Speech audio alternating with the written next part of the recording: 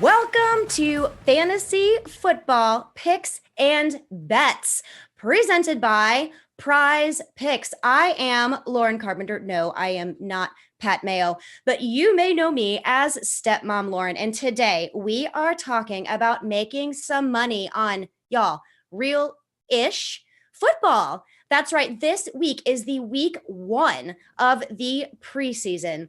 And I don't know about y'all, but preseason is kind of a hot mess. But we have an expert coming in here that is going to help us out navigating through all of the preseason players, all of the preseason questions. But before we get into that, I need everybody to go sign up for PrizePicks, prizepicks.com. Make sure you use the promo code MMN. Very easy. Mayo Media Network. That's right. MMN for prizepicks.com, because they double your deposit. That means actually up to $100. I should probably throw that in there. But again, I'm no mathematician, like at all. I don't do math, but what I do know is that $10 with promo code MMN means $20. $50 means $100. And guys, $100 means $200 for you to spend. And we are here to help you make money by spending money. And again, if you guys haven't done this already, please go ahead and click that like button. Please go ahead to subscribe. If you've already done so, thank you. That means the world. Invite your friends. Let's go have a party, because that's what it is. Making money is super fun. But full disclosure, I am normally kind of a moron when it comes to DFS plays and sports betting, especially when it comes to the preseason. Like, I think I know what I'm doing because I know of a lot of players. But when we're looking at players that we haven't even heard of, or we don't even know if they're starting, or we don't know how long they're going to play, sometimes preseason just goes in one ear and out the other. But that is wrong, because there are places to make money in week 1 of preseason football, which is super duper exciting. So to help me navigate this, let's call it slightly confusing situation and bring us a little bit of clarity, I am bringing in my expert. I will make a confession here once he comes in on the screen to help me out. Matt Gajewski. Welcome in, my friend. He is from awesomeo.com, and he provides this kind of content that is, I didn't even know existed, to be totally honest. Don't tell anybody, but like NFL preseason content.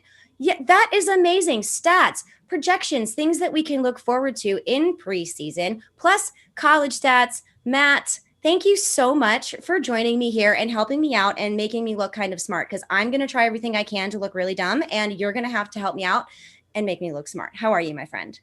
I'm doing great, Lauren. Thank you for having me here. It is a pleasure to be here and talk some preseason DFS, my very favorite kind of football. That's preseason. I've never heard anyone say that they love preseason football, because for myself, I'm a redraft fantasy girl, right? So preseason is like, I hope no one gets hurt. That's usually what I go through, is like the mental struggle of, trying to figure this out. But as we mentioned in the beginning, this is brought to you by PrizePicks, guys. And again, I'm going to throw this out there, and I'll probably hammer this home the entire episode long. But go to prizepicks.com, enter in the promo code MMN. And if you're lazy like me, there is also a link in our YouTube description that you can click on and go sign up, because the first thing that we're going to do is we're going to talk about Friday's Prize Picks, which dropped. We get to look at them. So Matt, what do you say? Let's jump right in and take a look at our NFL preseason single stat DFS. We're going to go over under here. We're going to start with rushing. Who is it that really stands out to you among all of these names? Because there's quite a few, because we have a lot of games coming up here. But who stands out to you? Who do you think, yes, this is the guy I want to go with under rushing? I think we can look to the Atlanta backfield. It's already a pretty condensed opportunity share. They have Mike Davis, Cordarrelle Patterson. Kadri Allison's been battling an injury for the Falcons. So we're looking at 5 running backs that might handle, and I think we could probably X off Cordarrelle Patterson and Mike Davis. Probably not going to see a large workload in preseason week 1. That leaves us with Caleb Huntley and Javian Hawkins. They're 2 rookies. Caleb Huntley is coming out of Ball State, and Javian Hawkins is coming out of Louisville. Hawkins actually has the smaller rushing prop here at 18.5 yards. That's where I'd like to go over, because I see these two splitting the work. Hawkins is a bit of a smaller scat back. They'll probably use him in the second half quite a bit, someone that might make their roster on the back end. So I think going over on his prop makes a lot of sense. Ooh, I like that. I'm also interested in our boy Hawkins here because this is kind of a hot mess in Atlanta when it comes to the backfield. So as a redraft girl here, I'm interested to see what these two do, and that's really going to help me. Don't get hurt though. That's like my only thing. I literally have to have Pepto Bismol and acids and be like, oh my god, please nobody ruin all of my takes that I spent all summer working on. But that's good. Anyone else? Does anyone else stand out for you here? Because there's some names that we know. Like we've got Antonio Gibson. There's Jonathan Williams. Those are some names. But basically, we're dealing with people that we really don't know much about. And that's what you do at awesemo.com. When you talk about college, when you talk about preseason, you really dive into those. Is there anyone else in rushing we should look at for Friday that you think might have the opportunity, or is it just going to be your dude and we're going to stick with that one for rushing?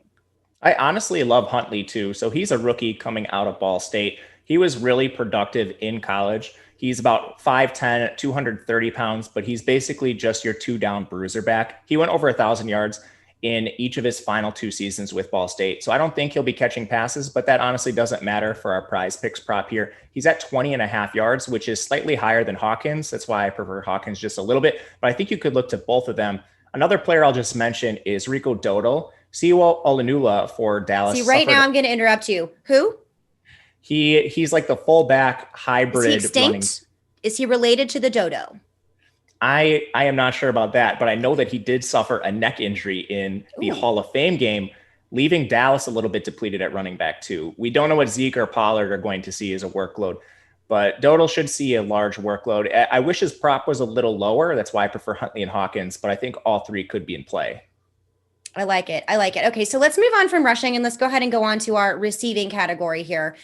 And oh man, lots of good names that I like here in real fantasy, but we're not talking about, we are talking real fantasy. I'm talking about real football, like week 1, real season is what I mean here. But who do you have on your receiving side? Who is the guy that you're like, okay, take the over on this one, take the under on this guy, and why? Shoot me, make me some money. I think we can look to Detroit for overs. Detroit is battling a ton of injuries. They had a scrimmage earlier this week. And in that scrimmage, they were missing Brashad Perriman, Tyrell Williams, Quintez Cephas, are all players that suffered injuries earlier in the week and ended up not playing. We don't know the status for them yet, but even if a couple of them sit, we're looking at a pretty depleted depth chart for Detroit, not to mention Chad Hansen and Damian Ratley both suffered injuries as well. With that said, I think we can look to Geronimo Allison as one of the few healthy receivers in this entire offense. We haven't seen him last year. He didn't play, but when he was with Green Bay, he was fairly productive in spurts, and he's only at 15.5 yards. So that would be the over I preferred. It just shocks me that anything is over on the Lions. But again, we're talking preseason here. We're not talking real fantasy football here. All right. I like that too. Geronimo Allison, way to stay in your division. Get it done, man. Like everything is going wrong in Detroit, but let's hope that head coach Dan Campbell can bite some kneecaps off and really stir up this offense. So we'll see what happens in that preseason game, but that is definitely one I will take the over on and keep my eye on. And last but not least, with our PrizePicks, guys, promo code MMN, prizepicks.com, or follow the link, promo code MMN. I'm just going to do this every single time. Let's go to our last one, which is our passing. We got our over-unders for these guys. Who stands out to you the most when it comes to over-under on passing for Friday? It's Logan Woodside, and these props haven't fully adjusted. I love this, not going to lie. Love this. Love it. I love Logan Woodside too. He's going to be competing with Matt Barkley for that number 2 job. Ryan Tannehill's not going to play, so both of these guys should each see a half of work. And Woodside's been productive. He's been the backup there for a few years now, and he's basically held off all challengers. I think he can get over 88.5 yards. His prop is a little lower than Barkley's, which I found interesting. I like him there. You know what I totally realized? I did not tell you what my secret was. Full disclosure for everybody listening. Prior to us recording, I relayed to my friend Matt here that I had a confession to make. And I will tell you my confession. I literally have to spell out your name, Gajewski, phonetically with all caps, because as a dork, I practice things in the mirror because I really want to sound and look super cool, which actually never works. But every single time I said your name, I called you Matt Gajewski. Every time, without fail. So I had to literally phonetically write out your name to make sure that I did not mess up your name. And I am sorry for that, Matt. That is my confession. Do you forgive me, my friend? Of course. I applaud you. You actually said my name correctly. I can't tell you how many shows I've done where the last name just comes up butchered.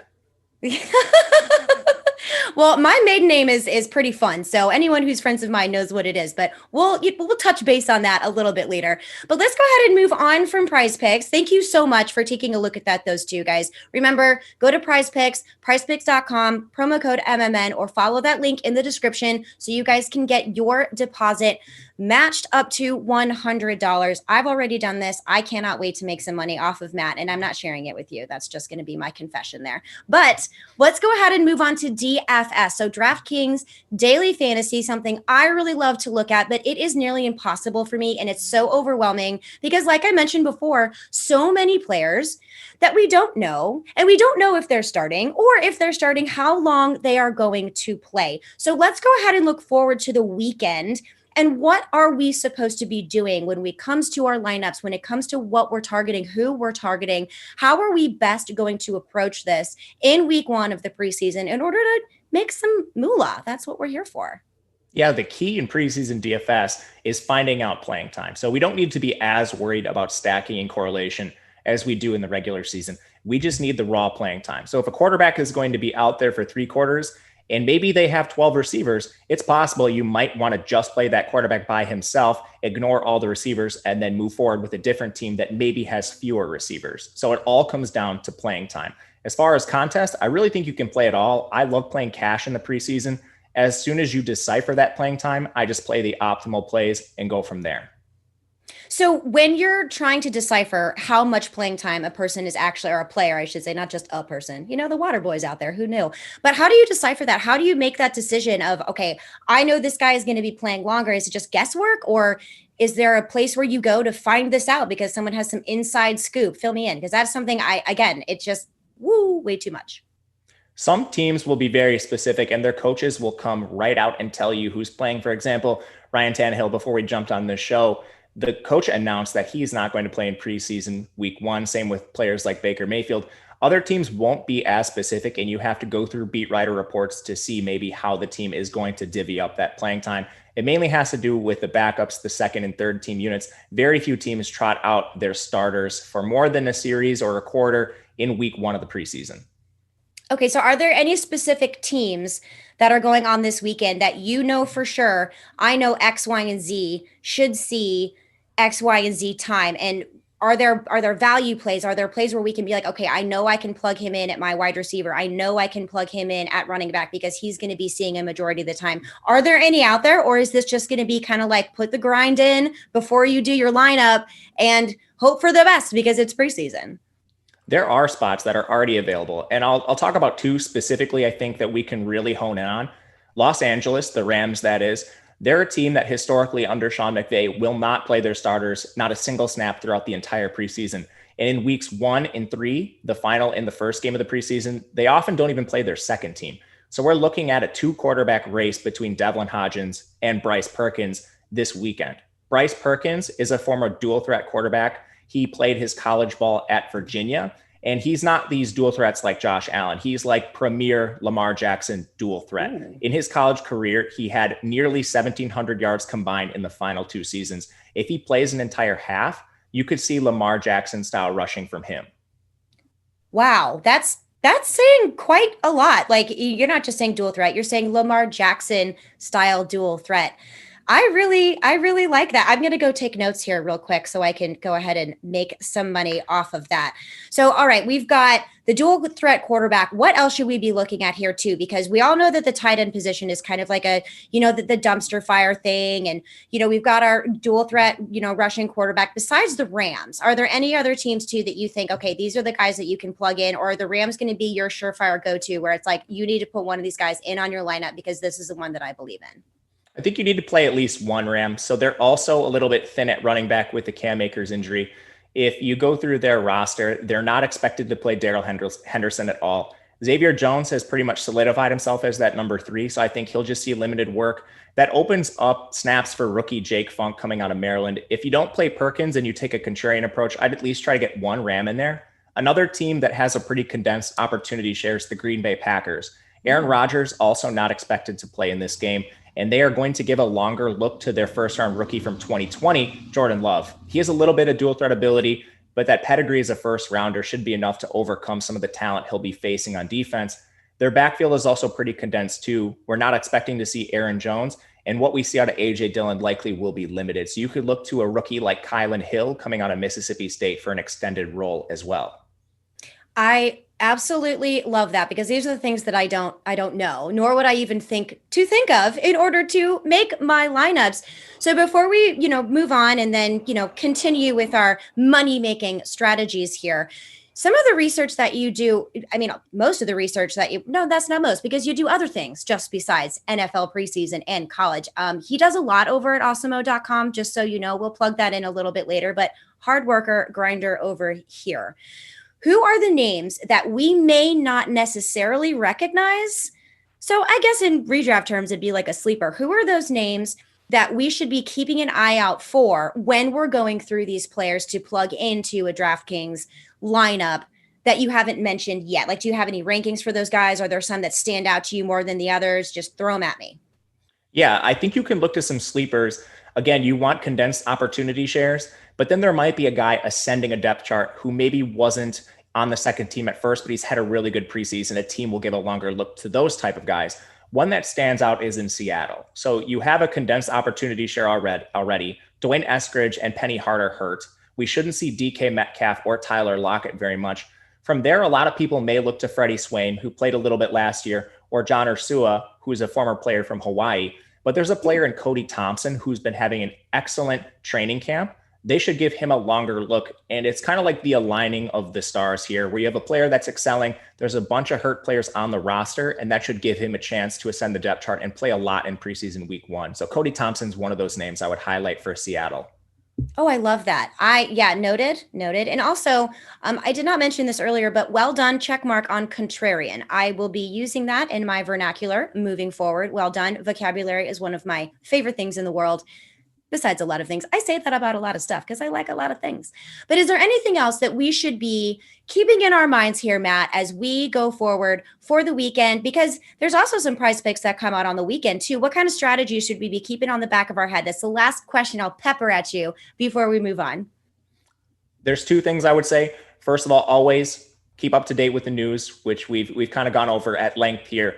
And second, watch for late updates. Sometimes you'll have players that just aren't warming up for one reason or another. So if you're playing DFS, you're on PrizePicks, you might be able to get some value pretty late in the day if there's a late scratch that maybe we didn't expect. Yeah, that's a really good point. And that's pervasive all throughout fantasy, and not just when you're talking about betting and when you're talking about DFS. That comes from, any kind of fantasy, no matter what sports that you're in. So make sure you're up to date. Just keep your eye on all of the news, because it can have an impact on the week. It can have an impact season long. Okay, so let's go ahead and move on to sportsbook here. Are there any games that money is really what I'm getting at here. So are there any other games, any other situations, spreads that you think we can utilize in order to make that money? When you're looking at these spreads, I think it comes down to what players are going to actually be on the field. In the most important position, quarterback, that's where I think we should look more than anything else. And on these weekend games, for example, we already have some quarterbacks ruled out. For example, Tennessee has their signal caller, Ryan Tannehill, ruled out. You have Buffalo.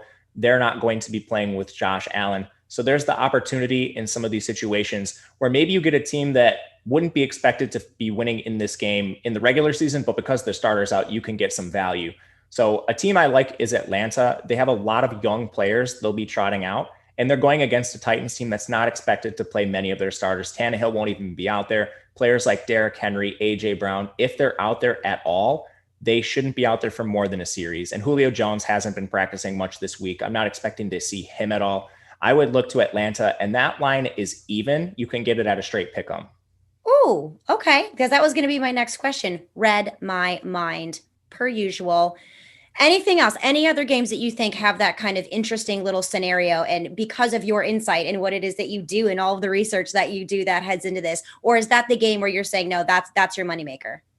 That's one I like a lot. There's another one, the battle for LA. Again, the Rams facing the Chargers. The Chargers will be 3.5-point favorites here. And again, the Rams don't play any starters, not at any position, unless there's like a heated battle or something like that. None of the starters are seeing the field. And oftentimes they won't even get the backups out there. It's just the Sean McVay philosophy where he doesn't want his players in these games with a chance to get hurt.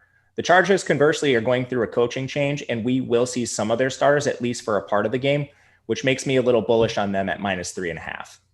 Oh, I do like that. And I do agree with you. 3.5 is interesting and something that I would definitely want to take a look at, considering, like you said, the Rams will never put their starters or even their, possibly backups in when it comes to preseason. So I love that. So before we close out our episode, Matt, I know I almost called you Gasicki, which I still might moving forward, and you just might have to put up with it. You can call me a weird name too. I'm totally cool with that. But tell everybody where they can find you and tell everybody what you're working on and all of this hard work that you're putting the grind into.